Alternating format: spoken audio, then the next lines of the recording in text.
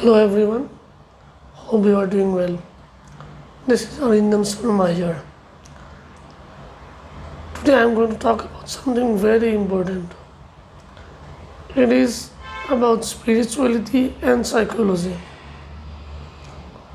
Most often, even our society, the people living here, often want to discriminate between science and spiritualism, or science and parascience, metascience, different terminologies.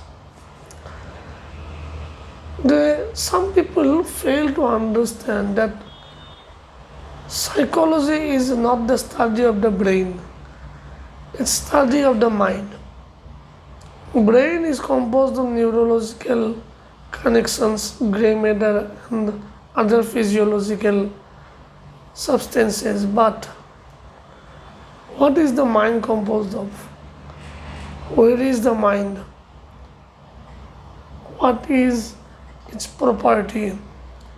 How does it function?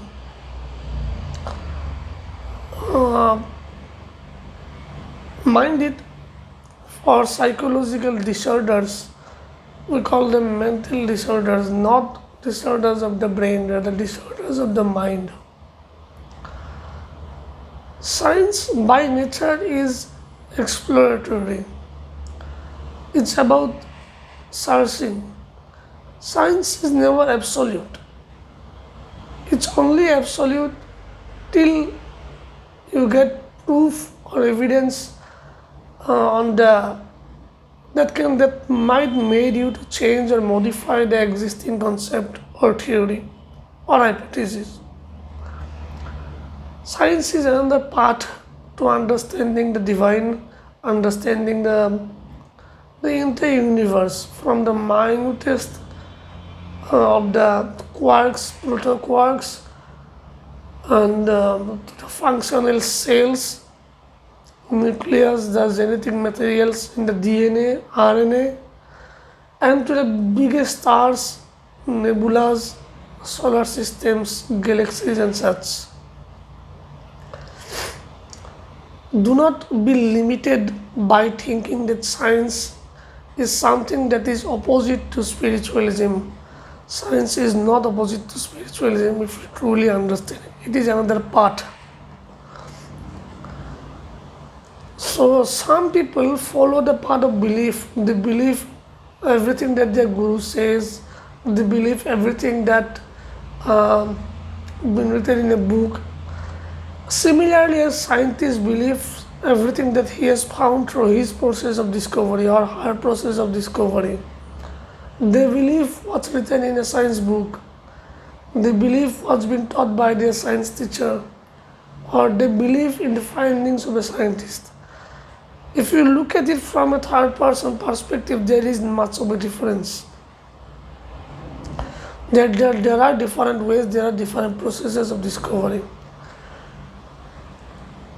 Now, coming to the point, psychology is a study of the mind.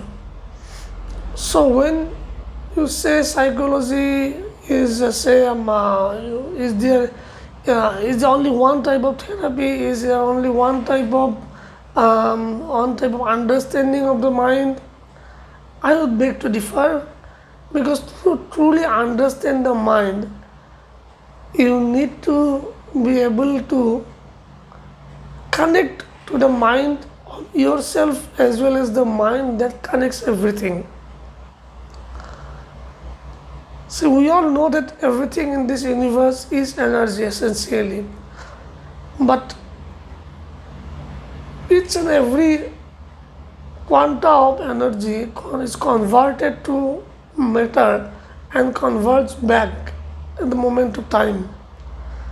But what holds the form of the substance, what holds the form of the matter once it converts back to matter, is the mind.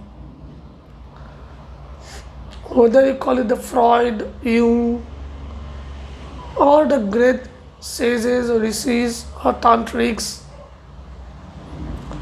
shamans, they understood this. That to dwell in the mind is the only way to understand the mind. Every person understands the different facets of the mind. See, for example, if you ever come to the northeastern part of India, there is the religion of Shakti, and there is the 10 Mahavidyas, or 10 tantric goddesses. All these 10 tantric goddesses are different facets of the entire universe, entire universal energy. Each person connects with a different face to start with. Now the goal is to understand each and every one of those 10 faces or 10 aspects.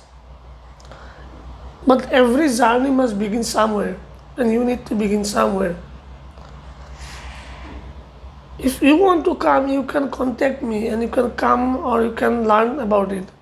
I'm most willing to help. But like I said, some people might even be confused that to get into spiritualism is to leave the society behind, but that is not so. Though that might be the part of some, but it need not necessarily be the only part. So psychology again is about mental balance.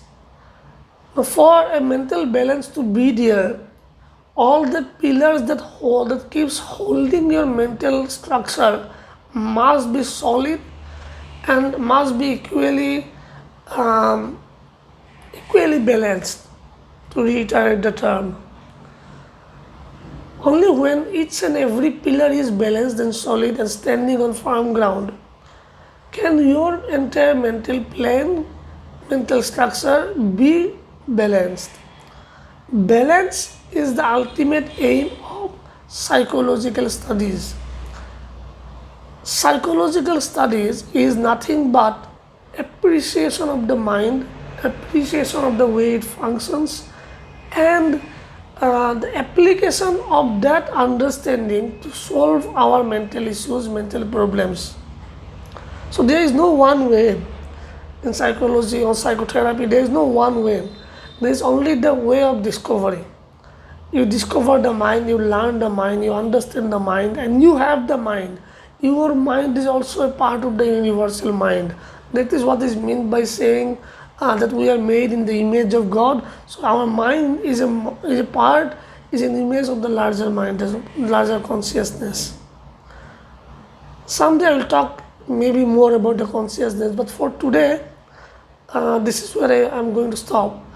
If you want to learn more about it, do contact me and I will try to help you. Thank you.